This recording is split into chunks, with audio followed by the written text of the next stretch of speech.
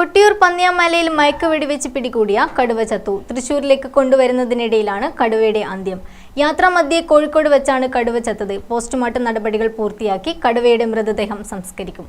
കമ്പിവേലിയിൽ കുടുങ്ങിക്കിടന്ന കടുവയ്ക്ക് ഒരു ഡോസ് മയക്കുവെടി മാത്രമാണ് നൽകിയിരുന്നത്. വെടിയേറ്റ് 20 മിനിറ്റിന് ശേഷം കടുവ ഉണരുകയും ചെയ്തിരുന്നു. കൂട്ടിലേക്ക് മാറ്റിയ ശേഷം കടുവ ഉണരുന്ന ദൃശ്യങ്ങൾ ഇന്നലെ പുറത്തു വന്നിരുന്നു. ആറളത്തെത്തിച്ച് പ്രഥമ ശുശ്രൂഷ നൽകിയ ശേഷമാണ് കടുവയെ തൃശൂരിലേക്ക് കൊണ്ടുപോയത്. അതേസമയം കടുവയുടെ മരണകാരണം എന്താണെന്ന് വ്യക്തമായിട്ടില്ല. പിടികൂടുന്നതിന് മുമ്പ് ആളുകളെ കണ്ടപ്പോൾ കടുവ കെട്ടിന് മുകളിലേക്ക് ഓടിക്കയറാൻ ശ്രമിച്ചപ്പോൾ താഴെ വീണിരുന്നു.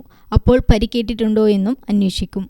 ചൊവ്വാഴ്ചയാണ് കടുവയെ കണ്ടെത്തിയതും മയക്കുവെടി വെച്ചതും. കൃഷിയിടത്തിലേക്ക് വന്യമൃഗങ്ങൾ കടക്കാതിരിക്കാൻ സ്ഥാപിച്ച വേലിയിൽ കടുവയുടെ മുൻകാലുകൾ കുടുങ്ങിക്കിടക്കുകയായിരുന്നു. രാവിലെ ടാപ്പിംഗ് ജോലിക്ക് പോയ തൊഴിലാളികളാണ് കമ്പിവേലിയിൽ കുടുങ്ങിക്കിടക്കുന്ന കടുവയെ കണ്ടത്. ഉടൻ വനപാലകരെ വിവരമറിയിക്കുകയായിരുന്നു. കടുവയെ പിടിക്കുമ്പോൾ കാര്യമായ ആരോഗ്യ പ്രശ്നങ്ങൾ ഇല്ലെന്നാണ് DFO പറഞ്ഞിരുന്നത്. കമ്പിവേലിയിൽ കുടുങ്ങിയ മുൻകാലുകൾക്ക് മാത്രം ചെറിയ പരിക്കാണ് ഉണ്ടായിരുന്നതെന്നും DFO വ്യക്തമാക്കി. കടുവയെ കണ്ണവം വനത്തിലേക്ക് കൊണ്ടുപോകാനായിരുന്നു ആദ്യം വനവകുപ്പ് തീരുമാനിച്ചത്. എന്നാൽ ജനപ്രതിനിധികൾ എതിർത്തതോടെയാണ് കടുവയെ തൃശൂരിലേക്ക് മാറ്റാൻ തീരുമാനിച്ചത്. News desk Gramika.